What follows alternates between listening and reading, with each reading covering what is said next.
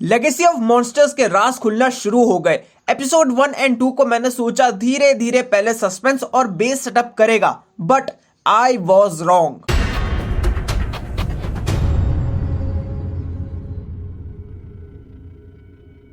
दोनों एपिसोड्स का जो डायरेक्शन था वो पास्ट एंड प्रेजेंट को साथ साथ रखता है, तो इसको लीनियर करके मैं समझाता हूँ। 1952 ली शॉ फिलीपींस में अपनी ड्यूटी करने आता है to protect and support doctor Miura. अब वहां से इनका मीटअप होता है विलियम रैंडा से, who is a cryptologist. Cryptologist एक ऐसा इंडिपेंडेंट जॉब है जिसमें लोग कंट्रोवर्शियल या वो स्पीशीज को खोजते हैं जिनको सिर्फ बातों में और किताबों में देखा सुना है। सो रैंडा एक ड्रैगन ढूंढ रहा है जिसको वो म्यूटोज यानी मैसिव अनआइडेंटिफाइड टेरेस्ट्रियल ऑर्गेनिज्म बुलाता है। दोनों यूएसएस लॉटन शिप तक पहुंचते हैं। यहाँ थोड़ा सीन ऑड सा लगता है क्योंकि एक नेवी शिप पहाड़ों के बीच में क्या कर रही है और लगता है कोई घसीट कर इसे यहाँ तक लाया है। रैंडा उसी शिप का मेंबर था जिसका ओरिजिन 1943 से है और शिप एक रात किसी चीज से कोलाइड हुई और ये हाल हो गया, जिसका ओनली सर्वाइवर सिर्फ रैंडा है। उसी शिप में उसके मेंबर्स दिखते हैं who died because of freezing.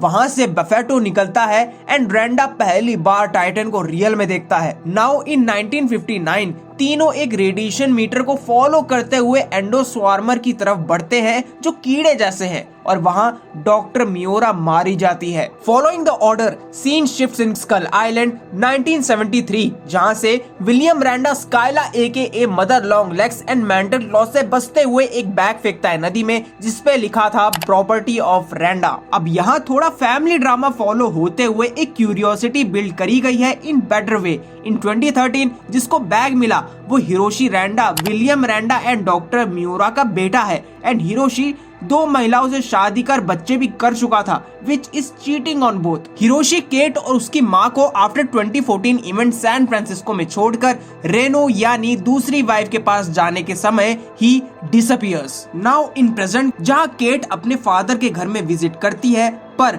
वहीं उसकी दूसरी वाइफ और बेटा रहते हैं एंड उनको भी नहीं पता हिरोशी है कहाँ। केंतारो एक ऑफिस में ले जाता है, वहीं एक सीक्रेट लॉकर में वही बैग मिलता है फुल ऑफ टेप्स एंड उसकी गर्लफ्रेंड डिक्रिप्ट करती है पर मोनार्क को पता चल जाता है बाय अलर्ट की इन द टेप्स। केंतारो को एक और फिलीपींस का टेप मिलता है पर वो अभी डिकोड नहीं हुआ है। मोनार्क दोनों के पीछे पड़ चुके हैं पर दिमाग लगाते हुए तीनों ली शॉ से मिलते हैं जो हाउस अरेस्ट में है बाय मोनार्क। चारों को भागना है कैसे भी करके from the facility. In the next episode we may see more out of it.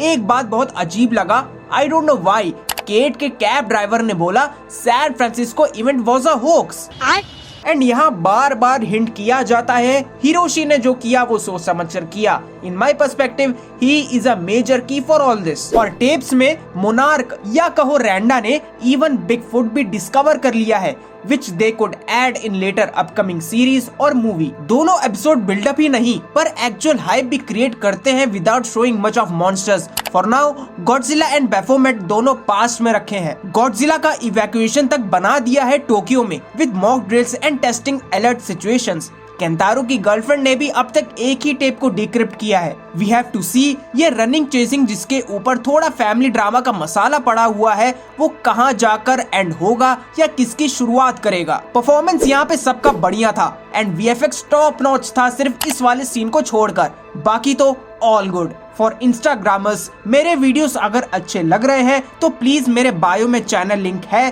Please do subscribe, that means a lot for me. I am Comicist. Do support me with the red button and we'll meet you soon. Stay tuned.